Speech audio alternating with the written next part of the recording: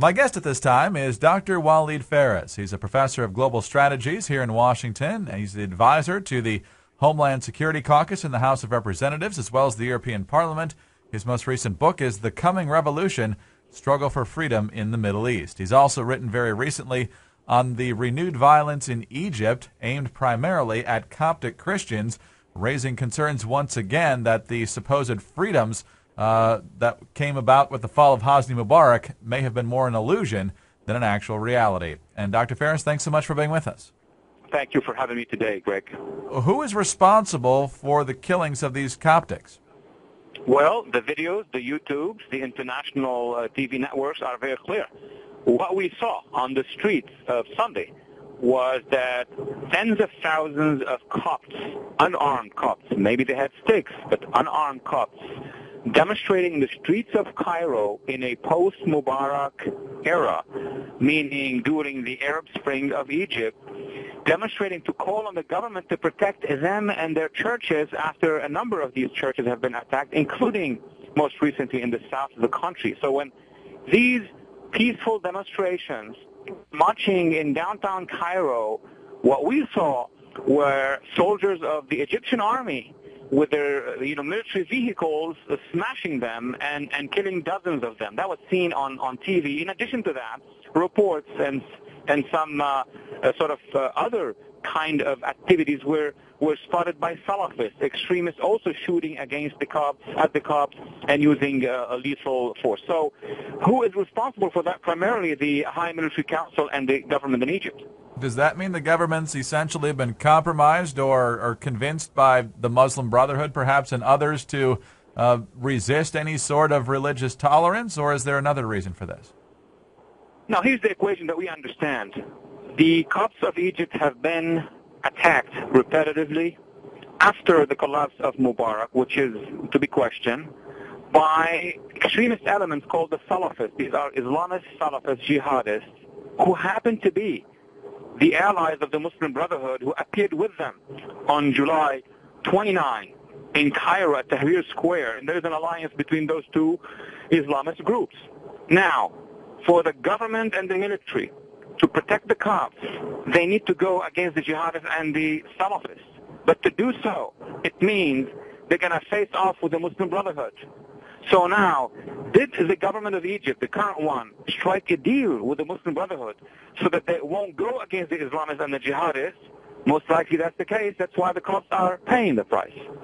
So this suggests then that some of the worst fears, maybe not all of the worst fears, but some of them from just 8 months ago are already coming true.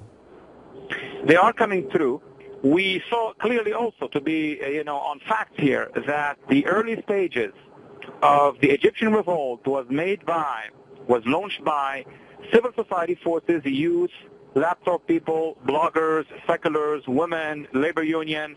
But soon enough, as we've discussed it many times, the Muslim Brotherhood and their allies seized the moment, although they are a minority, but a very well-organized and funded minority. And now, having partnered with the armed forces on the one hand, having received the recognition, which is even the most concerning part of it, by the U.S. administration and some other European government, the Muslim Brotherhood are getting ready to actually seize power in Egypt. In terms of the Coptics, and we'll talk about the elections in just a moment, but as far as the Coptics' immediate future, are they just looking at persecution without end here, or are there other elements of the government that might actually defend them?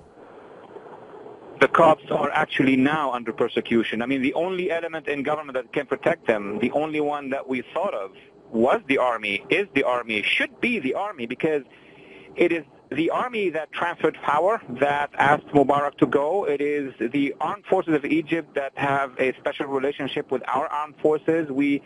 I remind our listeners, are paying as taxpayers here in America billions of dollars to support them.